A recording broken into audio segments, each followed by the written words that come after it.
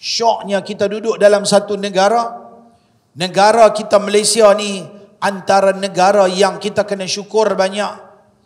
Negara yang menekankan juga ataupun menitik beratkan, walaupun saya faham di peringkat pelaksanaan banyak benda yang masih lagi sukar untuk nak dapat dikawal, tetapi kita duduk dalam satu negara kita, JAKIM ambil satu sikap yang agak tegas untuk mendapatkan halal. Cuma kita kena faham yang saya faham. Minta maaf kalau saya faham ni tak betul, saya rujuk kembali, saya tarik balik. Tapi yang takat hari ni yang saya faham, barang yang berada di pasaran ni, apa yang saya sebut ni, saya pernah tanya kepada pegawai yang terbabit di JAKIM. Saya kata, Ustaz, kenapa barang yang ada di pasaran semua tidak halal? Maka dia kata itu menjadi kesukaran, payah nak buat, nak kawal semua. Ni pun dia kata, kami peringkat audit ni bila pi satu kelang dah bagi dah lulus, nak patah balik, mai balik kelang tu, kalau tak sabit ada apa-apa aduan. Sebab tu kalau ada apa-apa isu kena ada aduan. Okay, kalau tak sabit apa-apa aduan, nak patah lah balik, masa tu dia kata 3 ton baru boleh patah balik mai kelang yang sama. Kalau ikut ton, lah ni saya ingat lagi kelang tumbuh lama-lama. Bayangkan tuan-tuan, walaupun kadang-kadang ada beberapa syarat mungkin pihak JAKIM boleh, orang panggil apa, macam kemaskinikan balik, permudahkan balik, orang baru nak berniaga, contohnya bagi janji makanan dia, produk tu sumber dia halal. Mungkin ada beberapa teknikal yang dapat dipermudahkan di masa-masa akan datang. Sebab kadang-kadang proses untuk nak dapatkan tu susah sikit, lambat, banyak benda nak kena ambil kisah kan, nak ambil kira. Baik, itu saya tak berani komen. Sebab itu di peringkat JAKIM depa ada depa punya prosedur dia. Persoalan dia sekarang yang saya tanya, apabila sesuatu makanan itu berada di pasaran, kenapa tidak dipastikan semua makanan tak dijual di dalam negara kita mesti ada halal? Maka mereka jawab itu susah. Peringkat lah ni, mereka pun tak cukup tenaga, tak cukup macam-macam serba-serbi. Kecuali kami letakkan macam ni. Syarat yang diletakkan oleh JAKIM yang saya tahu, minta maaf kalau saya tak tahu. Ini yang saya tanya dulu. Beberapa tahun yang telah lalu, ada seminar dibuat oleh pihak JAKIM. Dia kata macam ni, kami hanya memantau makanan, minuman ataupun produk yang meletakkan logo halal JAKIM yang bintang saja. Faham tak? Yang tu ya, yang orang buat permohonan. Ataupun dia tak buat permohonan, tapi dia bubuh logo halal JAKIM bintang. Yang tu boleh diambil tindakan. Hang tak dapat kelulusan, tapi hang bubuh logo halal bintang.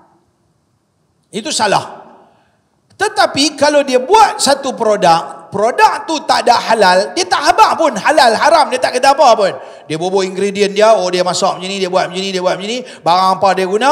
Lepas itu dia guna bahasa saintifik yang kita tak tahu pula. Perkataan daripada khinzir saja yang diguna pakai untuk produk ni ada lebih kurang 20 ke 30 jenis nama. Kita mana tahu, lagi tak tulis nama babi ke, nama khinzir ke, mana kita tahu. Betul tak? Kita tak tahu, dia pun guna bahasa saintifik. Akhirnya dia tak bubuh halal tak apa, maka produk tu boleh berada di pasaran. Dari sudut undang-undang dia tidak salah. Yang salah siapa? Salah kita kerana makan produk yang tidak ada halal. Tapi tuan-tuan, kesedaran untuk dapatkan halal, kata dengan JAKIM, orang bukan Islam lagi lebih sedap, lebih insaf. Bagi saya macam ni, mereka nak pasarkan pasaran produk mereka, maka mereka ambil logo halal JAKIM supaya mudah urusan dan mereka boleh menembusi banyak pasaran. Baguslah kesedaran macam tu. Walaupun kita tak tahu sejauh mana mereka memahami tentang halal. Tapi yang sedihnya orang-orang Islam yang menyaga, yang buat produk, adakah ambil tahu soal halal haram? Yang lebih sedihnya buat makanan hantar ke masjid buat buka puasa. Hang nak bagi orang masjid makan buat buka puasa, hang pergi di market, hang beli mi tu halal ataupun tidak. Hang pergi di masjid market, hang pergi beli bihun, kuih tiaw, sos, kicap dan sebagainya. Hang nak balik masak, hang pasti tak benda tu adalah ada tak cop halal JAKIM, logo halal bintang JAKIM tu. Pastikanlah ada. Sebab hang nak goreng makan, nak bagi makan pada orang masjid, nak bagi makan kepada madrasah, nak bagi makan pada orang-orang beriman, nak bagi makan pada orang-orang buat amal ibadat. Carilah produk yang halal. Ada sekali itu saya pergi makan di satu tempat. Bila saya tanya kat dia, Kak, dia menjaga satu jenis makanan.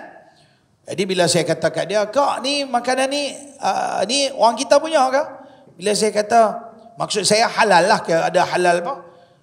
Lalu dia kata, mereka tak mau main hantar, Ustaz. Mula dia senyum lah. Assalamualaikum, Ustaz kita mai. Renyeh sampai ke telinga. Bila kita tanya soal halal haram, terkuih muka masam. Dia kata, mereka tak mau bawa mai, mereka tak mau hantar. Hang nak menyaga, hang lah pergi cari. Apabila orang main hantar kat hang.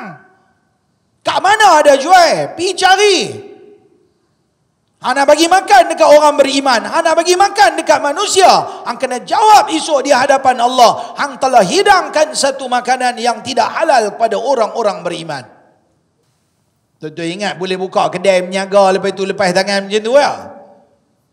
Tuan-tuan ingat tuan-tuan punya pendapatan tu semua halal? Kita jual produk yang tidak halal, kita jual produk yang haram dan syubhat bagi makan, bagi pakai pada orang-orang Islam. Kita nak kena jawab di akhirat. Kalau kita saya tak tahu, pasal apa hang tak ambil tahu? Pasal apa hang sebagai satu orang Islam tak mau pergi belajar ambil tahu? Jangan tanya soalan. Ni baru saya tanya soalan. Kalau duduk depan Tuhan esok di padang mahsyar, hang berani jawab? Dan saya tak tahu. Tak tahu ke saja buat tak tahu?